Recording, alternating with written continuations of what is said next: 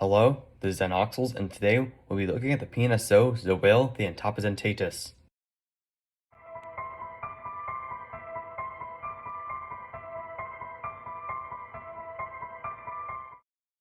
In the early Triassic, life was trying to recover from the Great Dying, a mass extinction which wiped out most of life on Earth.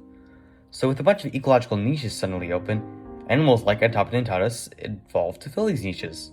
I applaud PNSO for making this Triassic oddity, and look forward to other companies trying to make more figures representing species from this era, because a lot of them were very strange. Getting back to the figure, let's start with the head. This Atopodentatus immediately shows that the sculptor paid attention to recent findings. We used to think this animal had a face that looked like a zipper, but that was because of a crushed skull clouding our perception of the animal. We now know it had a head similar to modern-day hammerhead sharks, except the eyes are on the back of the skull. Speaking of the eyes, the black color of them on this figure contrasts great with the clownfish appearance of the head. I have only two issues with the head. It doesn't have ears or nostrils. It isn't that distracting, but once you notice it, it is a little bothersome.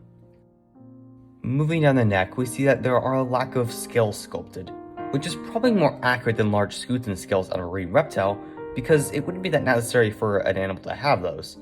The skin on the neck is great though, and helps feel that the model is not that flat, because a very flat figure does not feel very lifelike. As the neck transitions to the main body, we see the full colors of the figure. It has these dark brown stripes and a dark green color on the top of the model, while on the underside it is a grayish green color. Counter shading, I love it. In some areas you can even make out some little fine scales. The arms and legs on this figure look fantastic, besides one minor critique I have. There's this weird emphasis on larger scales on the hands and feet. I know turtles have these larger scales like this, but they aren't as defined as this, so it comes off as a little strange. But the rest of the detail on the legs look fantastic. Just look at these muscles. The tail is no exception in terms of detail. I love the ridges of skin near the tip of the tail. It does come off as a little fish-like, but it isn't that distracting. I also question if the animal would be able to even, achieve the pose of the tail. It looks a little, over-bendy. I'm just not sure, but it isn't that distracting unless you look at it a lot.